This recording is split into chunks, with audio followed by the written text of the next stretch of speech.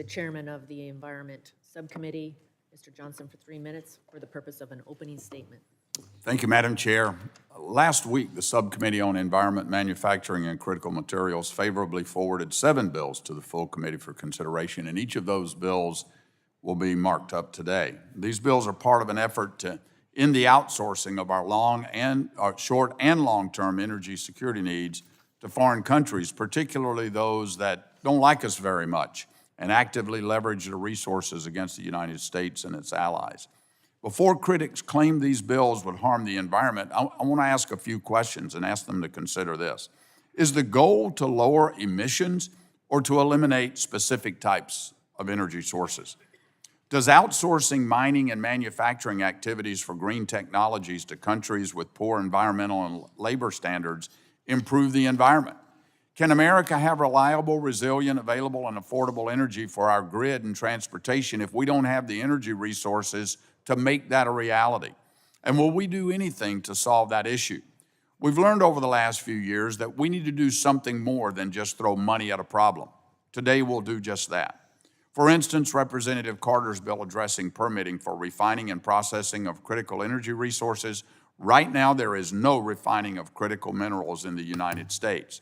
Representative Curtis's legislation addresses innovation in cleaner energy systems, technology, and sources that are currently languishing on the desks of bureaucrats at the EPA. On the issue of national security, Rep. Pence's legislation gives the EPA explicit, though limited, authority to address both energy and national security needs. This legislation is patterned after the Federal Power Act and is in line with 22 other waiver authorities in the Clean Air Act.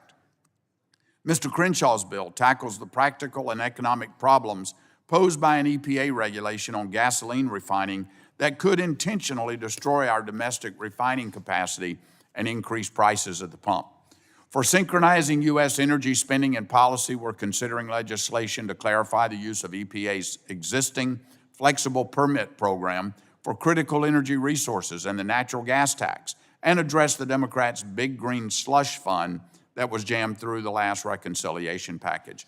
Madam Chair, I want to clarify that this isn't all that needs to be done in these and other areas to better unleash American energy, reinvigorate innovation in energy technologies, and bolster our domestic supply chains, but it is a big step in the right direction. I look forward to reporting these bills to the House floor and working with members on both sides to address these challenges and more going forward. And with that, I yield back whatever remaining time I have, Madam Chair. Gentleman yields back. Are there further